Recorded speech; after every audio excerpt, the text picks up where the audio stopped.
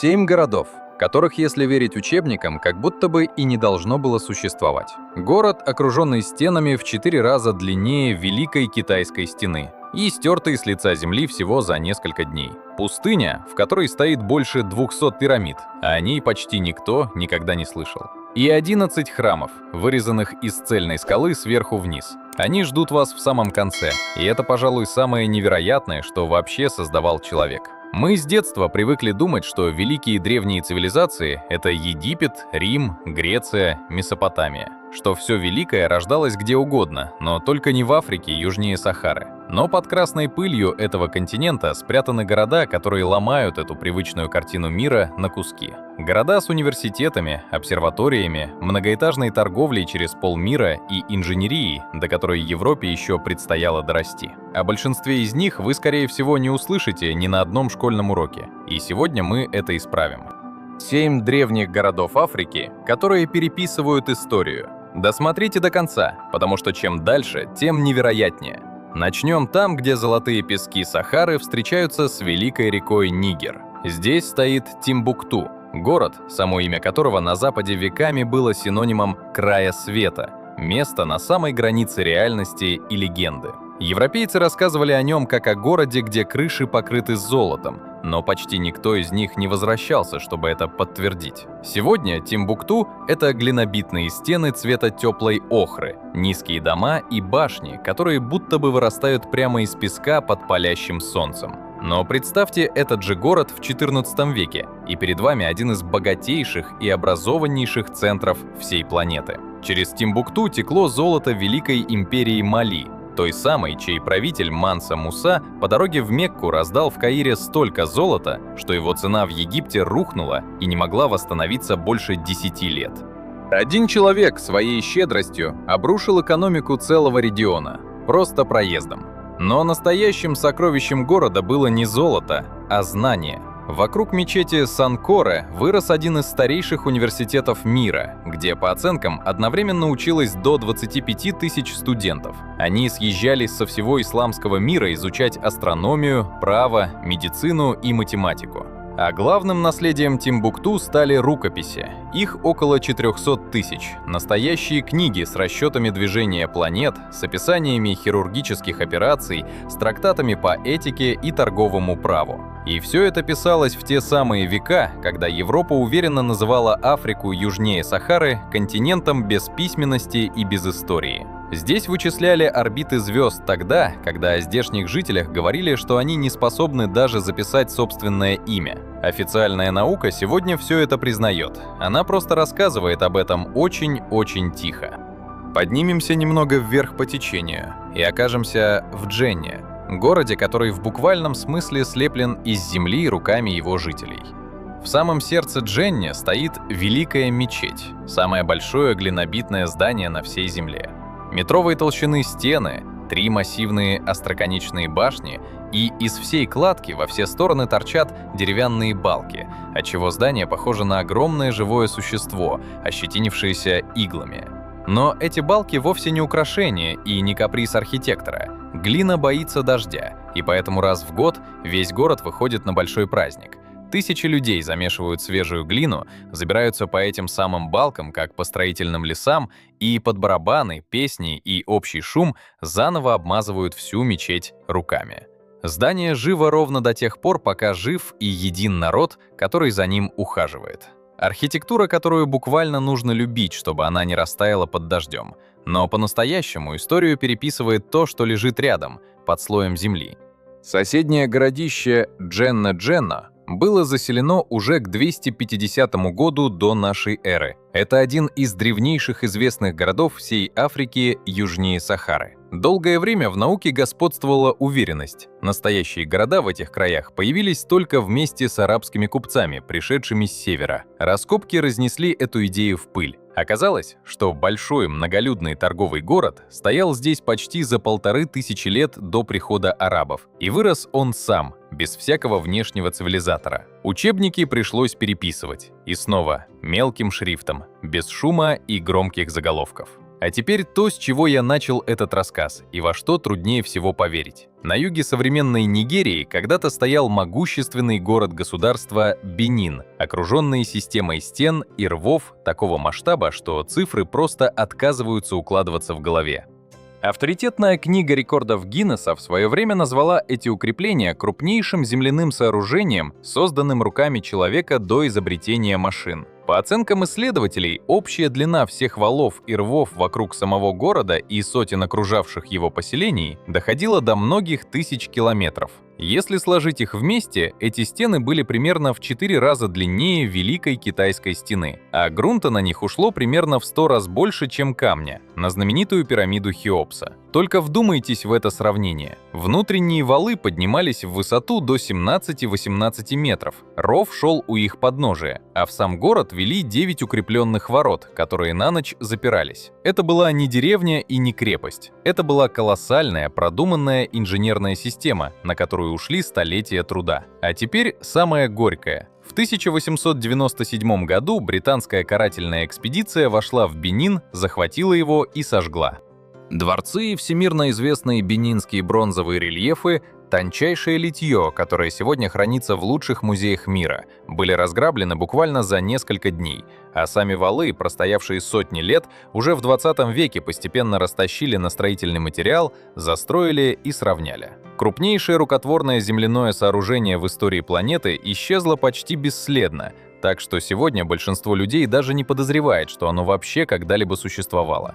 И главный вопрос здесь даже не в том, кто и как сумел это построить. Главный вопрос, как нечто настолько огромное человечество умудрилось так быстро и так основательно забыть. Теперь спустимся на самый юг континента, в страну зеленых холмов. Среди высокой травы и редких деревьев здесь стоят стены, сложенные из примерно 1 миллиона гранитных блоков, без единой капли раствора, без глины, без цемента.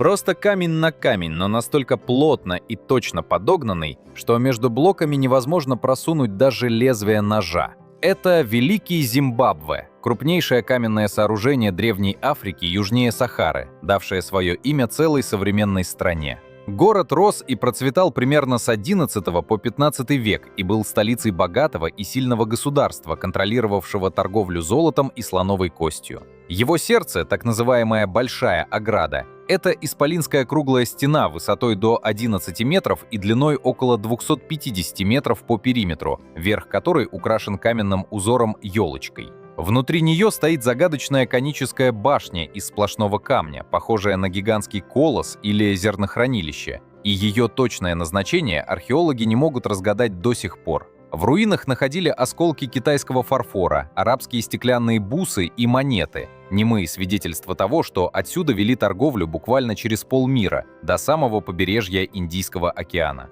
Но самое показательное в истории Великого Зимбабве даже не его камни, а реакция европейцев, которые наткнулись на эти руины. Они наотрез отказались поверить, что подобное могли построить местные африканцы, и начали выдумывать кого угодно – финикийцев, древних египтян, легендарную царицу Савскую, лишь бы не признавать очевидное. Колониальные власти прямо давили на археологов, требуя научно доказать, что строители были кем угодно, только не предками местных жителей. Вот только доказать это так и не вышло. Все находки однозначно указывали на предков народа Шона. Город стоит и сегодня, и каждым своим точно подогнанным камнем продолжает молча опровергать все то, что о нем говорили колонизаторы 100 лет назад. А теперь вернемся на северо-восток, в раскаленные пески Судана, чтобы увидеть то, о чем почти никто не рассказывает. Здесь, на земле древнего царства Куш, стоит город Мероэ, и вокруг него, прямо посреди пустыни, поднимаются к небу больше 200 пирамид. Да, вы не ослышались.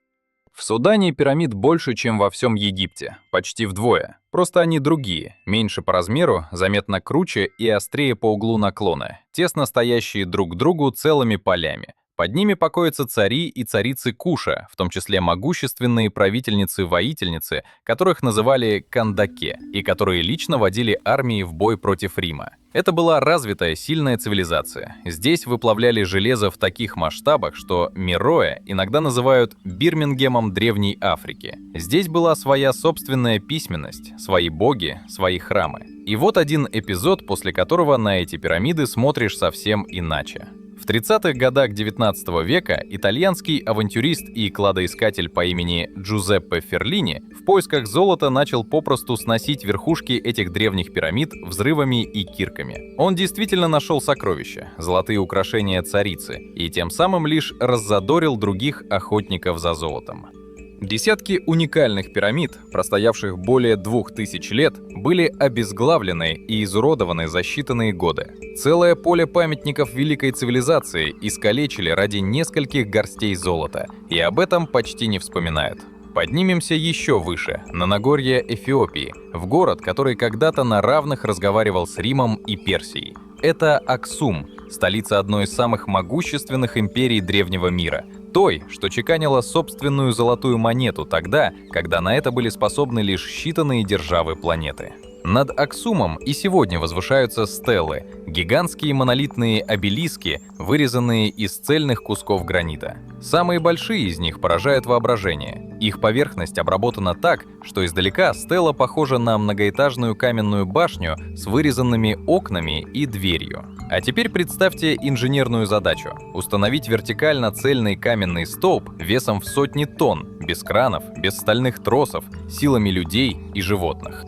Один из таких обелисков, рухнувший в древности гигант весом около 500 тонн, считается крупнейшим монолитом, который человек вообще когда-либо пытался поставить стойме. У этого города есть и своя свежая, почти детективная история. В 1937 году одну из главных стел Аксума вывезли в Италию как военный трофей и установили в Риме. И только спустя десятилетия, уже в 21 веке, ее разобрали, вернули на родину и заново подняли на ее историческом месте. Операция оказалась настолько сложной и дорогой, что напомнила всем, даже повторить то, что аксумиты делали 1500 лет назад, современной технике невероятно трудно. И вот мы дошли до финала, до того самого места, ради которого стоило досмотреть до конца.